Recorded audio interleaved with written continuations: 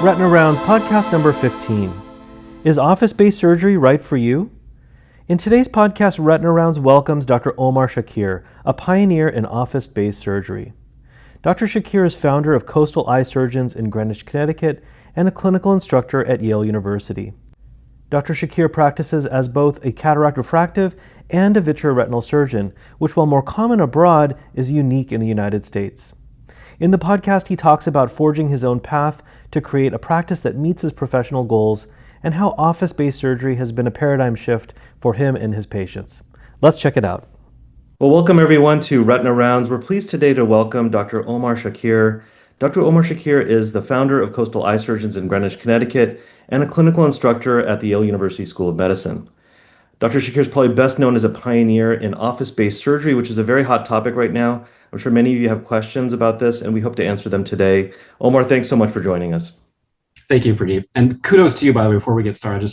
I want to give you your due credit for creating a powerhouse treasure trove of surgical videos and teaching, not just for fellows in training or residents, but really for us, even middle, late stage career. It's so nice to have someone working so hard in the background to expand the access to information in an easily digestible way.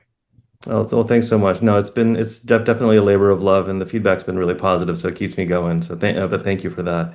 Oh, Let's just start a little bit about talking about your path to ophthalmology and specifically retina. Yeah. So, interestingly, when I was going through a website redesign, I thought it would be nice to include on my website a letter to my patients telling my story. And I encourage all the providers out there, even if you're not in private practice, to share your story, because each one of us has a unique story. And it really resonates really well with patients. So I remember sitting down to write the letter and thinking to myself, what is it? What is it that got me in? Like, what is the actual story? And some of us may have an idea. Until you start reflecting on it, you may not have a full capture of it. So mine started back in high school as a competitive baseball player and went on to play in college as well, Division III. And I had a sudden tanking in my batting average. And one of my teammates' dads knew something was up. He had seen me play since childhood. And it was, his good grace that offered a free exam. He was an optometrist. And I went in, and turns out that I actually have form frust keratoconus in one of my eyes. And it was my dominant distance eye, which was starting to progress, I guess, that around that age, 16, 17. And one thing led to another. I eventually ended up seeing a cornea specialist. That sparked my interest in all of this and the anatomy and function of vision in general, which then steamrolled into my college years. I ended up doing a year at Wilmer Eye for a research internship, and then went on through medical school. Had some change. I think all of us go through different phases of our life where we may question our path, and I have definitely questioned it many times. I had actually applied to law school, got into law school, enrolled, disenrolled, and went to medical school. Eventually in medical school, had a change of heart, wanted to go into neurosurgery. And then I spent time with an awesome retina guy in Texas who let me sit side scope with him as a med student. And the first time I saw a vitrectomy, I was floored. And that was when I knew that this is where I wanted to be. I don't encourage anyone to go into a specialty just because they love the subspecialty. They should love the specialty first. But for me, it was that reverse. I just loved retina so much. And you wanted to become an ophthalmologist. So it was that early interest, and then carrying that through with research, and then, questioning it along the way. And then that really gave me that fortification that I chose the right pathway. Oh, that's great. I mean, it's very true. I hear that so much from people, colleagues, and definitely when interviewing people for fellowship programs, they're all drawn to retina when they first see that fundus. Intraoperatively, it's just a magnificent sight, and definitely was a draw for me as well. There's nothing like it. I remember sitting I still remember that conversation, side scope. He was so charismatic and calm during this vitrectomy, and just having done thousands of them, still sitting next to me saying, this is really cool stuff that we do. It's like we're operating in outer space in fluid, and lights are off, and here's a light inside of an eye. And he's telling me all this, and I'm intently listening, thinking to myself, not everybody gets that kind of exposure. And I was very lucky.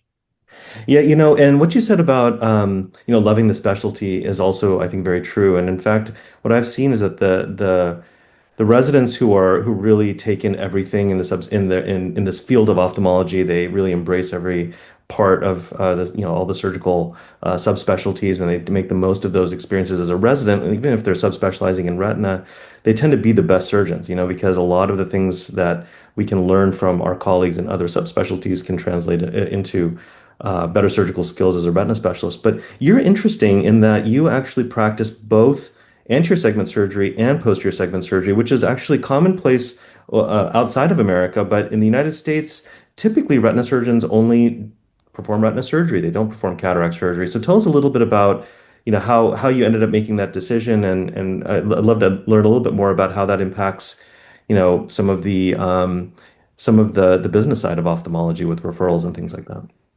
Yeah, I get this question a lot, especially from trainees, actually, because they want to do this and they've never really seen a successful model of doing it, at least in the US, like you mentioned.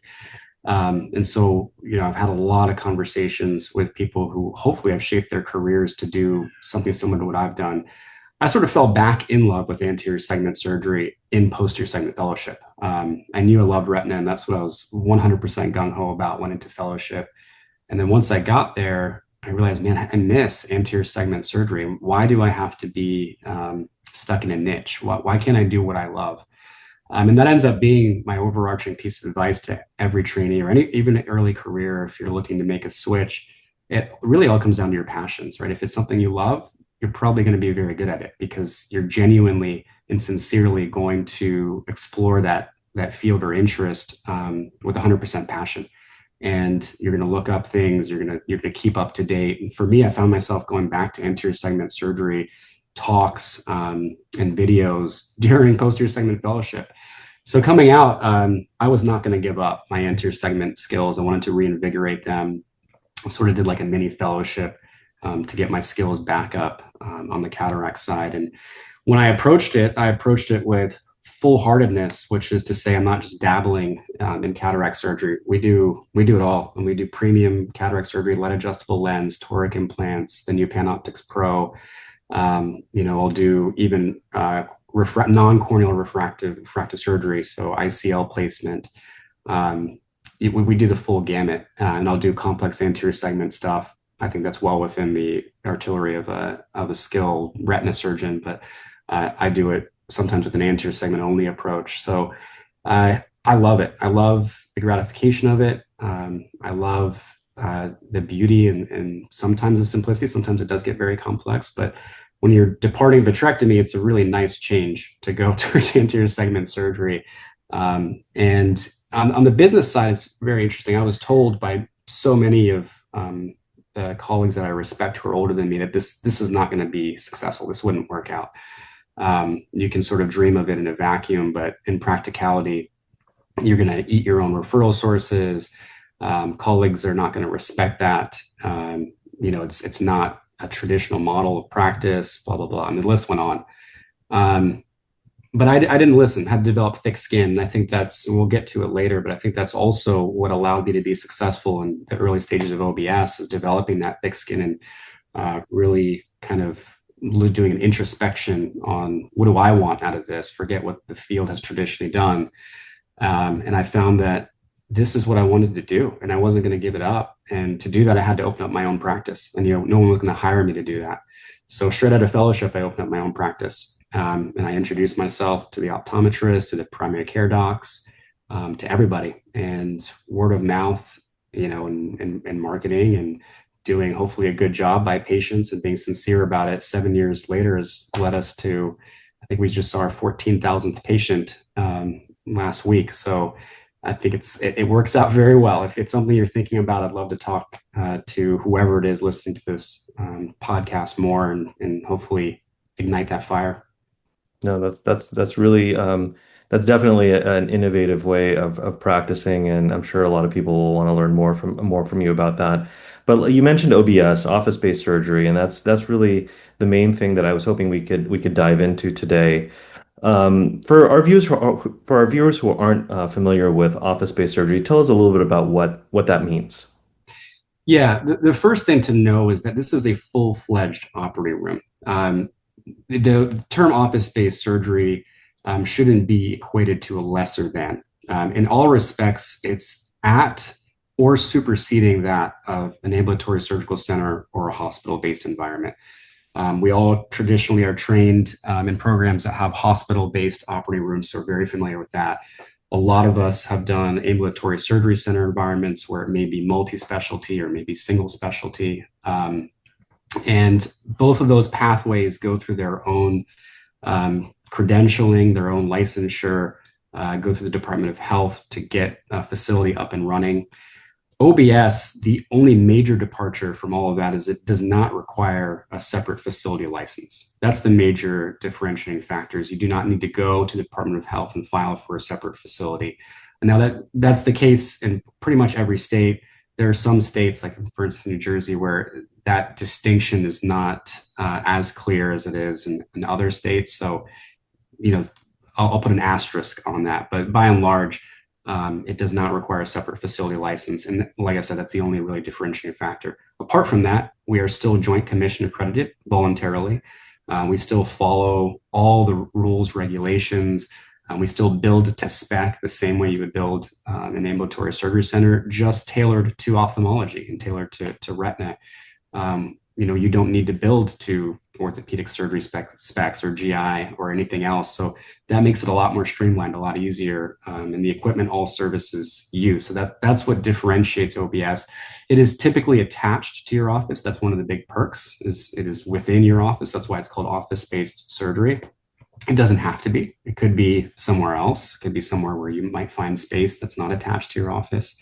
But typically, that is what consists of an OBS. And it's not a foreign concept, right? This isn't something that I invented or that even cataract surgeons invented. This had existed for a long time. Plastic surgeons, oftentimes because of their cash pay procedures, they figured this out a long time ago, that they'd rather have their own operating environment. And again, it looks and feels just like you're in an ASC where an anesthesiologist may come in. They have the full code, crash cart and everything available. Even pre-op, post-op rooms look like you're in an ASC. Oral surgeons do this. Complex oral surgeons like OMFS. They have these. Dentists have sometimes pseudo operating rooms. So this idea has been around. It's just it had never really been performed on this scale in retina until really I delved into this area. So how did you first learn about office-based surgery, and then what was it? What were the factors that made you think, well, this is going to be a better fit for me than operating in an ASC or a hospital-based environment? Yeah, so I was operating in a traditional environment, both hospital-based and ASC, a mix of both. And initially, my wish was to have my own operating environment, which I had assumed would only be building my own ASC. And so that's how I started down this path, is I wanted to build my own ASC. It's not that I was unhappy operating in a hospital or ASC, but I wanted things to be done my way. I have a certain approach, and that's the way I run my practice. It's very much a boutique setting. It breaks paradigms and traditional thought processes. And I wanted the same thing on the surgical side. I wanted to work for me and my patients and not for a facility administration who may not be surgeons, right? And so I was going in the pathway of wanting to explore building my own ASC when I came across office-based surgery consultants, and I found IOR partners. And I should stop here and say I have a financial disclosure that I am an investor and I'm a strategic advisory board member for IOR partners, but I'll put aside any bias as best I can. So I found IOR partners, and they had a really nice operation in getting centers launched for anterior segment surgery. But nothing really had been done on the posterior segment side, really nationally. Even outside of IOR partners. And so when I jumped into it, I said, well, for sure, I could perform all of my anterior segment surgeries, which the volume was increasing year over year. And it made total sense to do. But I was still questioning internally whether or not I could do posterior segment cases in this OBS.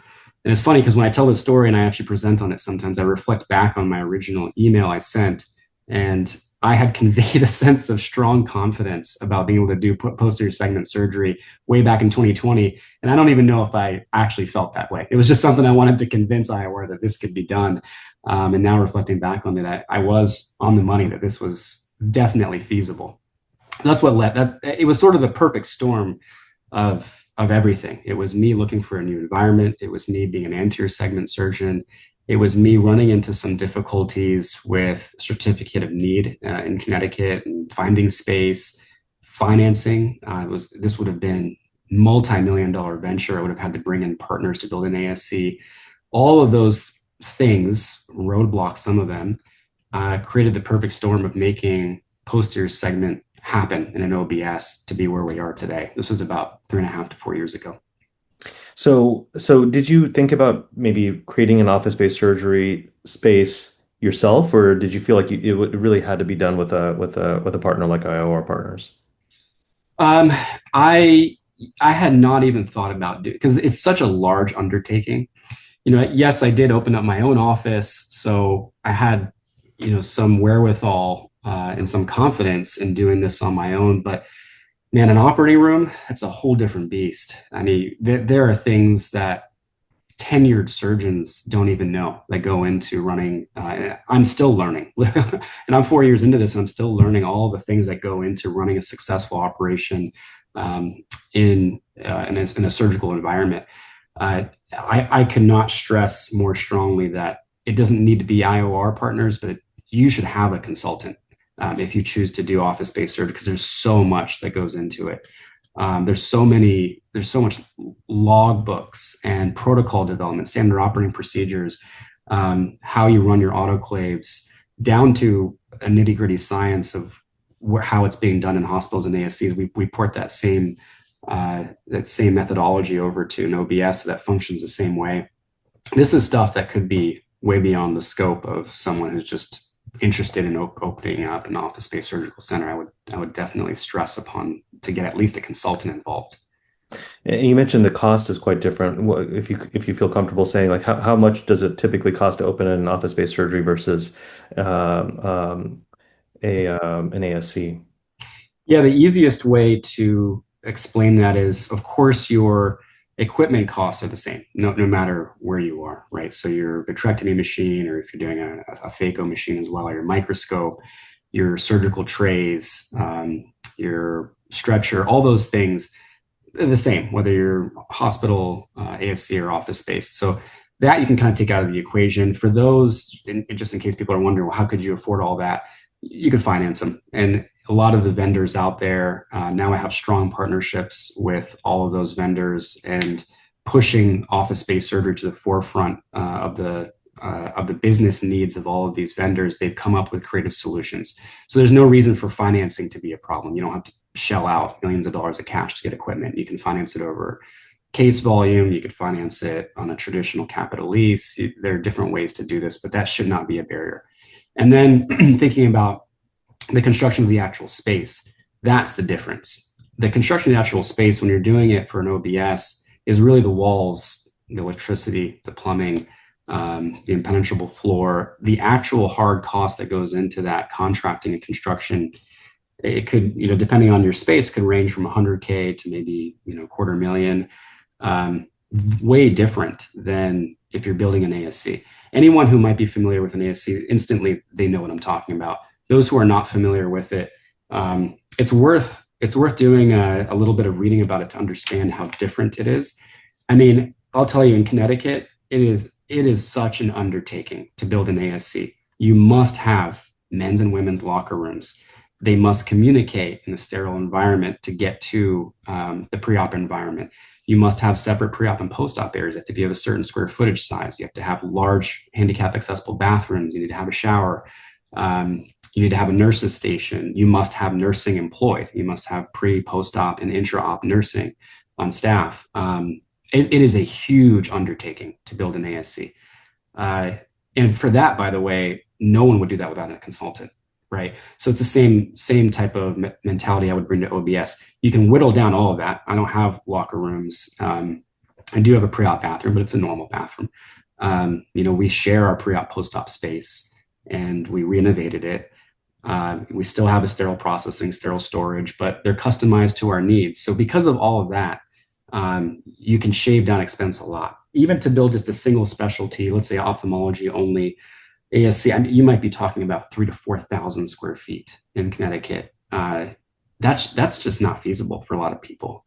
In an OBS, I mean, I'm probably under 1,000 square feet. You could do it with 600 to 800 square feet. So because of all those differences, that's why it's so much more affordable to build an OBS. Yeah, yeah. And so you mentioned staffing. So who's staffing your OBS space? Yeah, and before I go into the details of that, I want everyone to know that what I do is not necessarily the only way to do it, right? So when I speak and I speak confidently, strongly about how I do things, it's about how Omar Shakir does it. It's not to say that Pradeep needs to do it that way, right? So I do not have nursing, and I do not have anesthesiology or any anesthetist provider. That being said, you can make it look as traditional as you want. You could absolutely have pre-op, post-op nursing, intra-op. You can have a CRNA or an MD anesthesia provider come in. They could even go under their own contract, or they can be under you.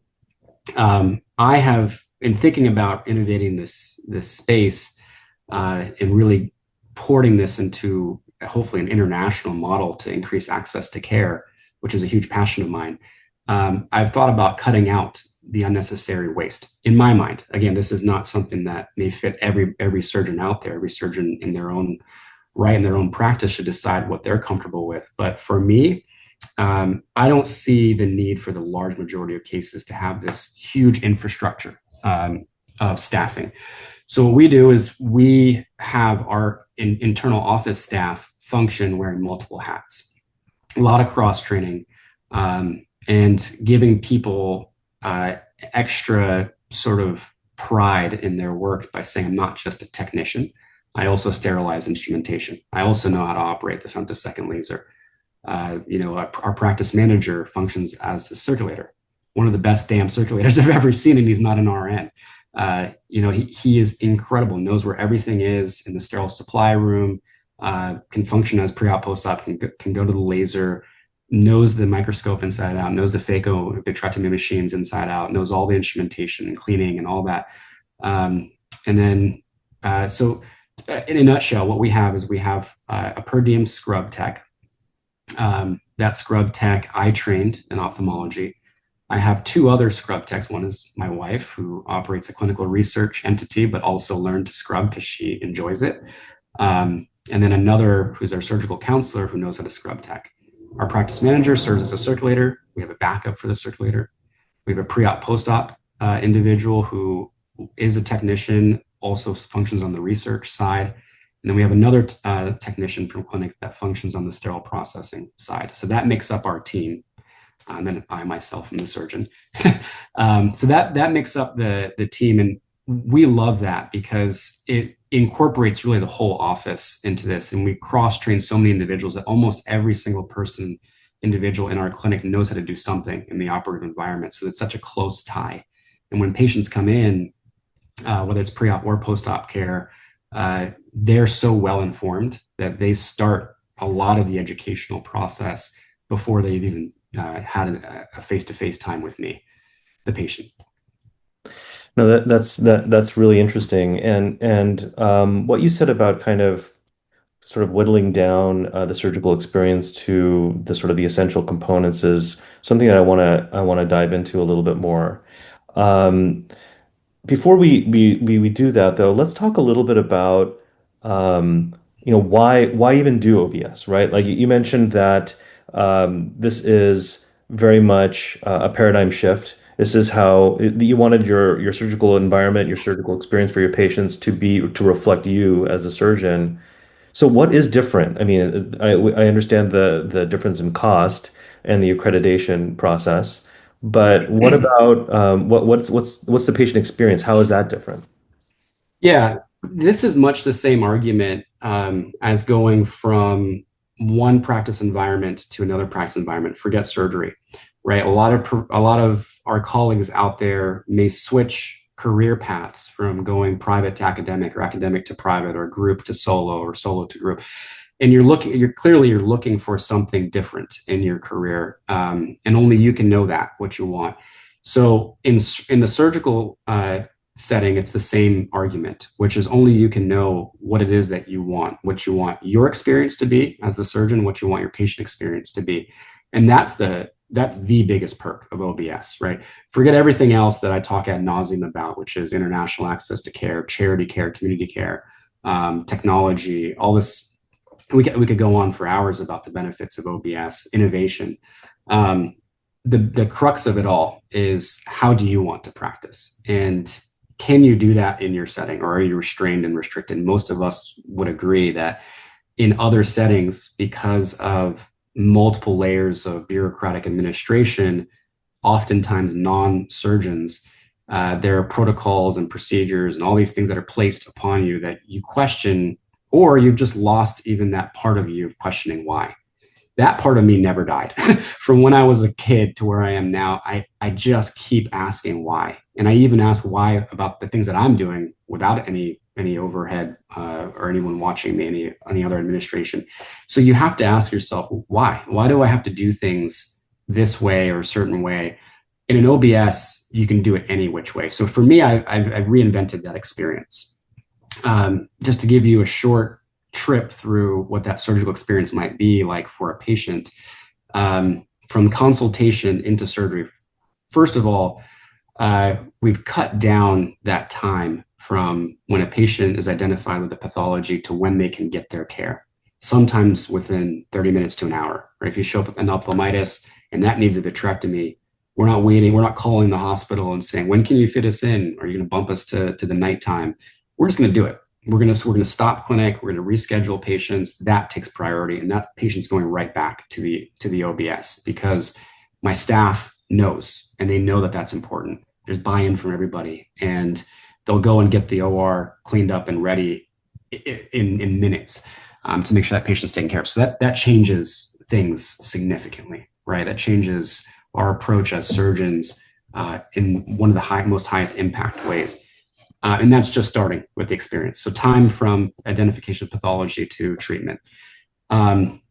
Removing and stripping all the barriers. So I do not require pre-op history and physical. I'm administering a Valium, and oftentimes there are patients who even elect, if you give them the choice, some patients may elect not even to take oral sedation.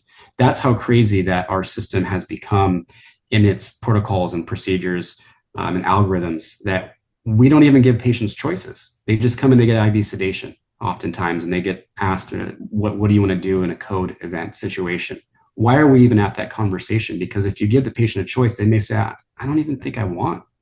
If you can control my pain, I can control my anxiety. I might not even want this IV sedation.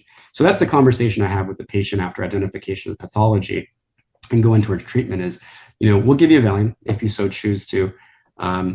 If you don't want it, you don't have to be compelled to take it. And for that reason, I don't require a pre-op physical, pre-op HMP, so that removes that barrier. I do not require fasting overnight because, again, we're not doing IV sedation, so there's no risk of aspiration here.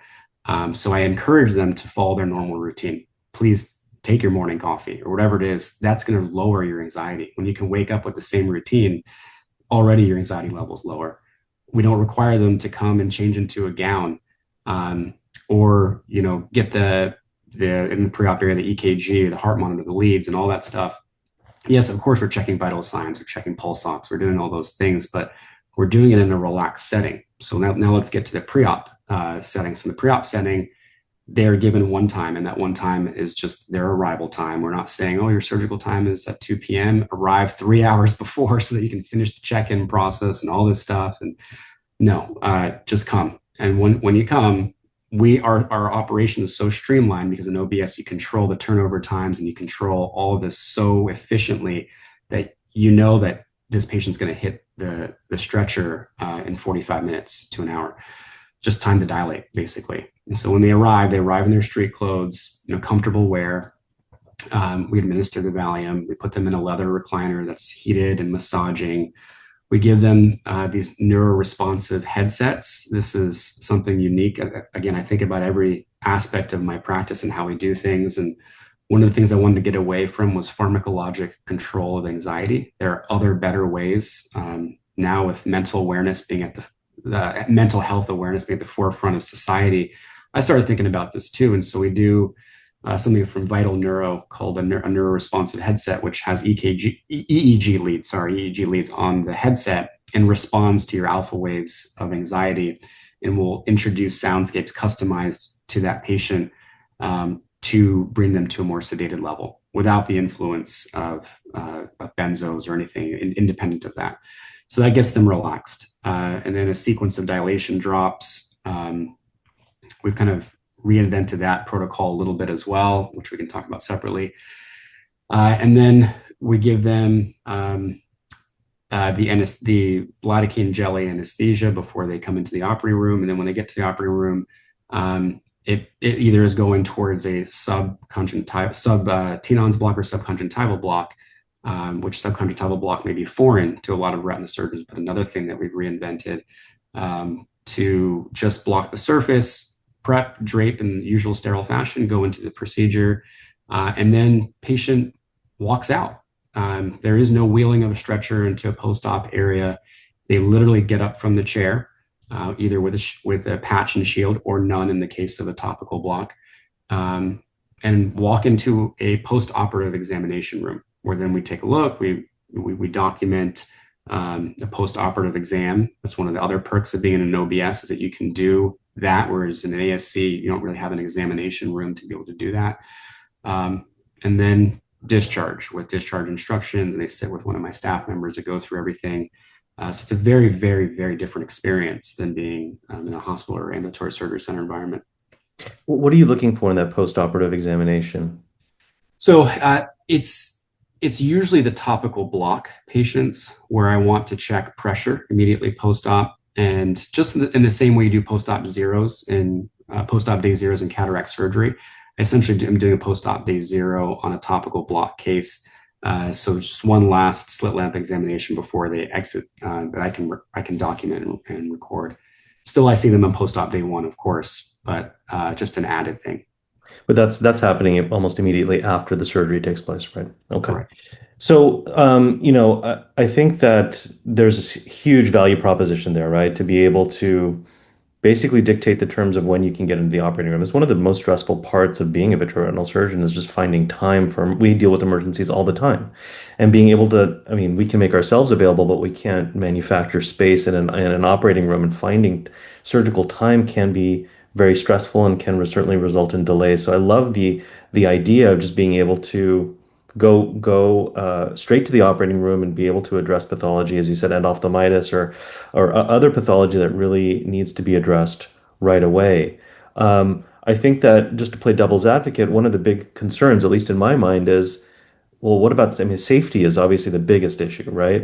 We definitely, we want to do the best for our patients, but we definitely don't want to cause any harm. Yeah. And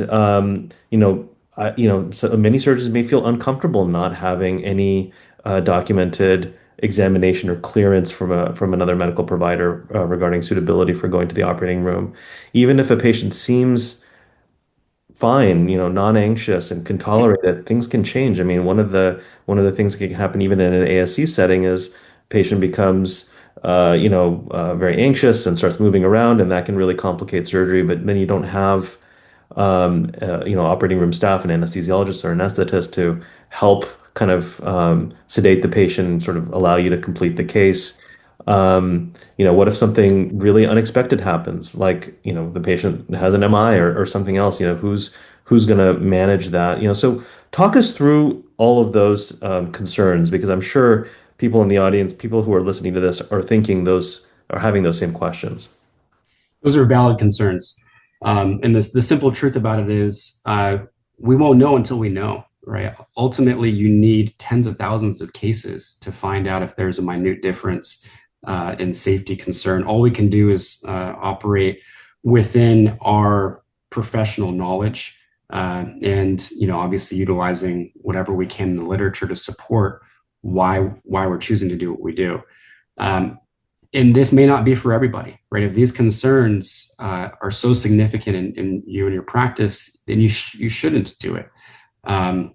But there are surgeons who may hear what I have to say and say, that makes sense, because to me, it makes sense, right? And so there's going to be a certain rate of endophthalmitis or of intraoperative complication that just you can't depart from, even in the most perfect of environments, right?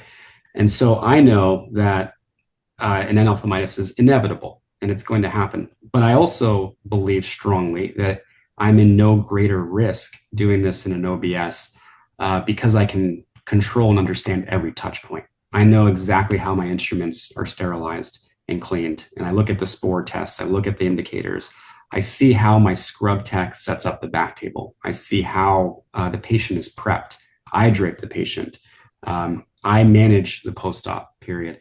I know every single touch point, which actually is saying more than an ASC where I used to operate, in the hospital where I used to operate, where I didn't have those touch points. I couldn't go back and watch the sterile processing department and how they did their things.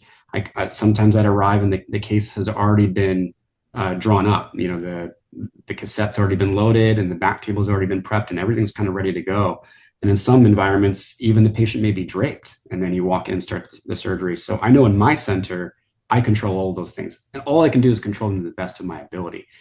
It's not to say that there's not a risk. Of course, there's a risk. I'm willing to take on that risk because I think I'm being thoughtful about it.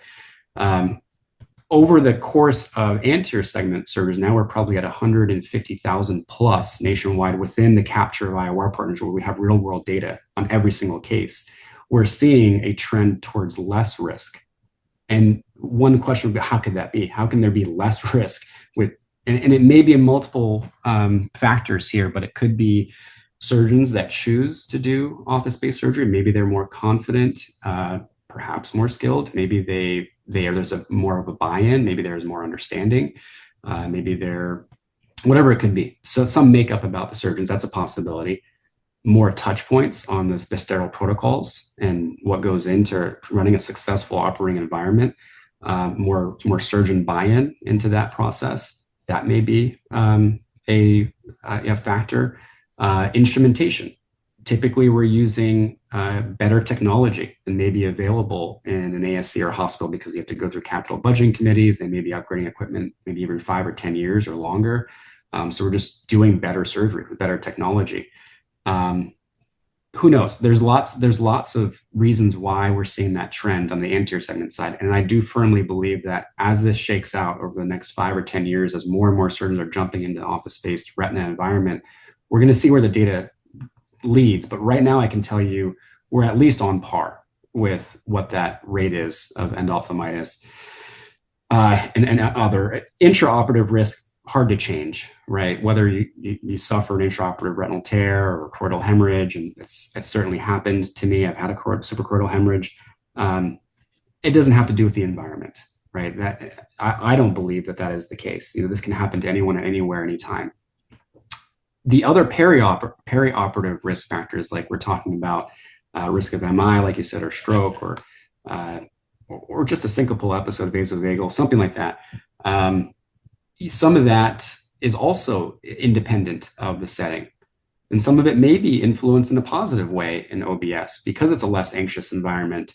You're placing less stress internally. There's less of a stress response internally because you're not activating it. You're not in a new surgical environment where all of a sudden you get scared because you see buzzing alarms and dinging bells, and you're being asked about your code, preference by an anesthesiologist you've never met. You're talking about the risks of IV anesthesia. And we can go on and on about, we all know what that's like. And we've been the patient on the other end of that. I certainly was recently, 6 months ago, and scared as hell, even though I'm a surgeon. I was the patient on the table and I was scared as hell about all these things.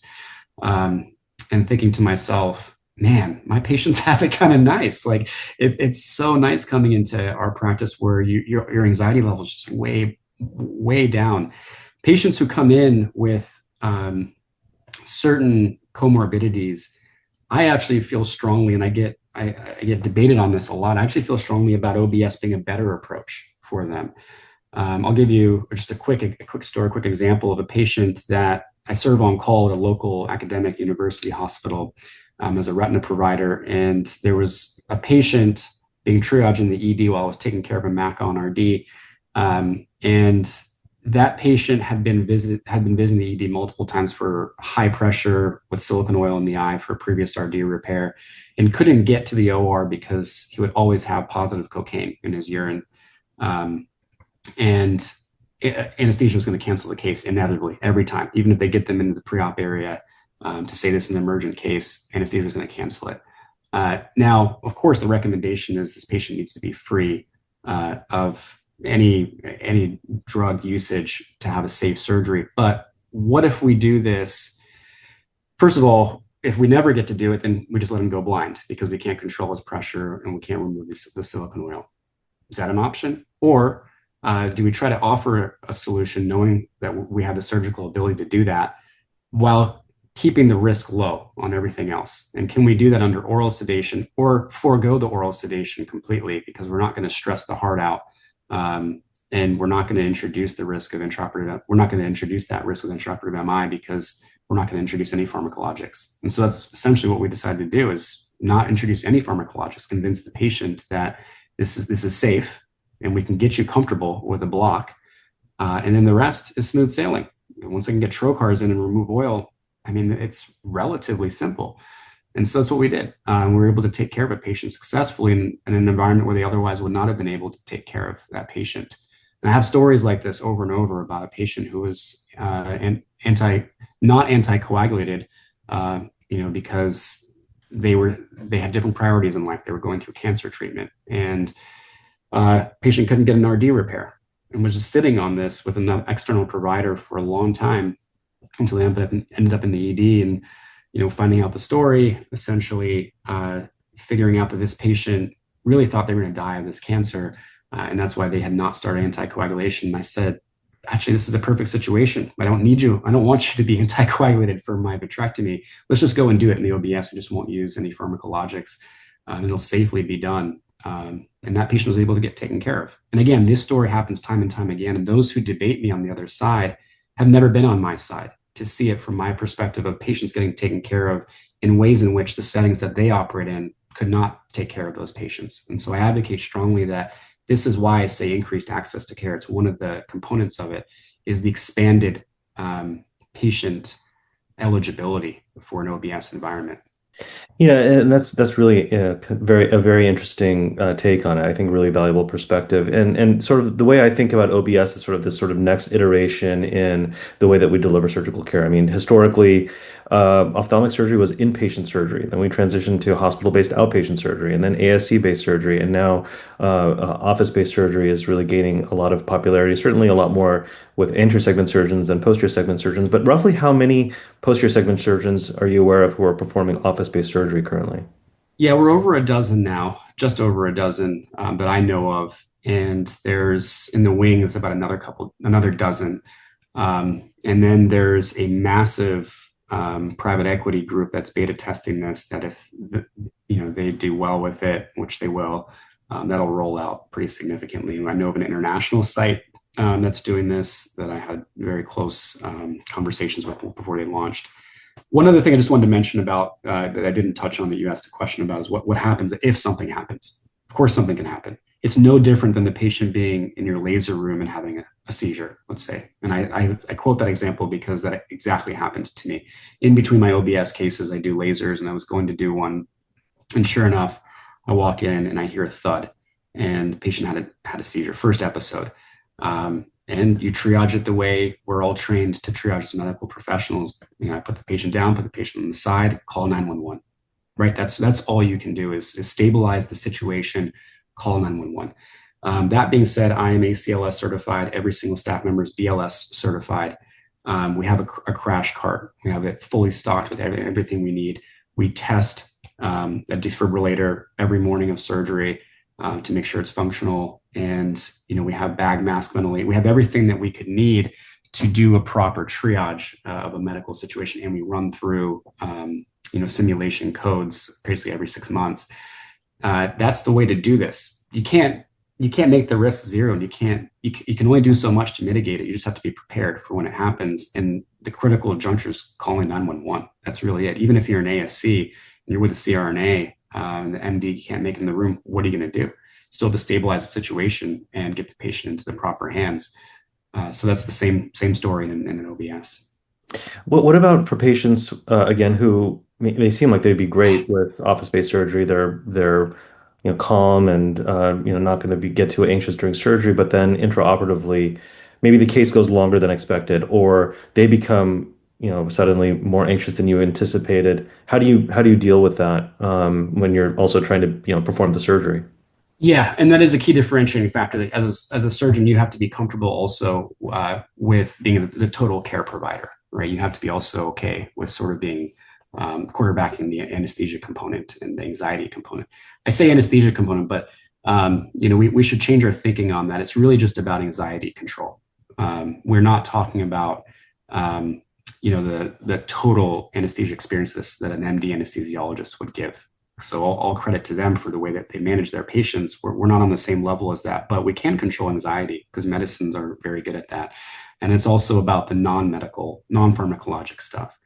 So of course, patients can get anxious in the middle of surgery. We've seen that happen even under IV sedation. And the quick answer to it is an anesthesiologist just pushes more midazolam or fentanyl or whatever it is. We have a similar approach where we have oral midazolam that melts under the tongue and can work within minutes. I rarely reach for that, but we do have that ability for a patient that gets all of a sudden extremely anxious or they didn't realize they were claustrophobic or whatever it is. We have a way to deal with that, but most of the time it's just reassurance, it's confidence, it's hand holding, it's the music, it's the staff, it's everything around them. It's telling them, I got you, like you're okay. And that often honestly works. I know it sounds silly, but it often honestly works is to say, I promise you, there's no more pain from this point forward. I just need another 15 minutes or whatever it is. This rarely happens, by the way. I'd say almost 99% of patients, it's a smooth experience. But of course, you have to be prepared. If you want to do OBS, what are you going to do in that small minority of cases where a patient may get anxious? And you do everything you can to mitigate it. We use these weighted blankets to provide a sense of calm over the patient. We can blow air under the drape. You can lift the drape off of their nose and mouth so that we would like a drape holder to do that so that they don't feel suffocated. You can literally physically have the staff member hold the hand. Reassurance, music, make sure that's the music that they want so that they can just sort of be in tune with that instead of thinking about the surgery. Lots of things can be done. And I've never, knock on wood, I've done thousands of these cases. I've not been in a situation now where I've had to abort a case because of that situation. Are you monitoring patients? Do you have you said you have pulse ox on, blood pressure cuff? You don't have EKG leads on? No. So I've also whittled that down. So initially I was doing all of that intraoperatively as well. And it's oftentimes distracting to be looking at that and to be thinking and managing that while also operating. Now, we do all of it preoperatively. We record vitals. I'm looking at them, and I will decide to bring a patient in when I think they're calm and comfortable. Once they're in the operating room, I don't do any vital checking. So, assuming they've just had a benzo, for instance, I've seen the effect of that benzo for about 45 minutes because they've had Valium in their system for when they hit the door. We're looking at their vital signs. As long as they're laying flat and tolerant laying flat with their oxygenation, their breathing, then we're good to go. And I don't need to intraoperatively monitor vital signs. So I've not been doing intraoperative monitoring for a couple of years now. And that's one of the more beautiful things about doing office-based surgery with oral sedation or non-oral sedation is you're constantly in connection with your patient. They're not out. So you can assess the situation intraoperatively in real time throughout the case. And I'm when people come in and watch me operate, it's a different experience because first of all, the whole setting is different, but then they're hearing how I'm in tune with my patient the whole time, sometimes having a full-on conversation with the patient through my vitrectomy, or just constantly asking, how are you doing? Are you okay? And everything all right? And I do that throughout the case. So it's a little bit of a change in how you act as a surgeon, but it's been an amazing change. Incredible. I want to go into a little bit more of the finances of the financial structure, billing, things like that are related to office-based surgery. And I was wondering if you might be willing to do a second session with us to just to kind of do a deeper dive into that, because for those people who are interested in adopting this, as you have, I'm sure they're wondering, well, how can we make this financially viable? How does this work with insurance, et cetera? Would you be willing to do that? Yeah, absolutely. It's a whole separate discussion. There's a lot to talk about on that. Suffice it to say that you don't do this to get rich. This is not a money making venture, but it is a life changing venture. I mean, it will just patient experience, but also surgeon experience. It just makes everything so much better. That'd be great. Well, thanks so much, Omar. This has been incredibly enlightening, and I think that you're doing something that's really a shift from the traditional norms in ophthalmic surgery, and we need people like you to push things forward. And as you said, I think time will tell whether this is how much of this office-based surgery will get adopted and what the safety is, and so we'll look forward to seeing more as the adoption continues to increase. And I just want to thank you for sharing your insights, your process, and just for being, just very, very candid about your experience. I think that's really helpful for all of us. Absolutely. No, thank you for giving me a platform to talk about it. This is something I'm very passionate about. And, not everybody wants to hear the debate, but everybody should hear the debate. There's so much input to have from our colleagues in the surgical field and non-surgical fields that to vet this and to make this what it's going to be in the future and something that's better for the whole field, everyone needs to be involved in feeding that conversation. So thank you for highlighting that. Thanks, Omar. Thank you. If you enjoyed this video, please visit us at RetinaRounds.com. There you can sign up for our email list. You'll get a notification every time a new video is posted. And if you have an interesting video or a tip or trick that you'd like to share, please follow the links on our website and you can upload your video there. Thanks so much for watching.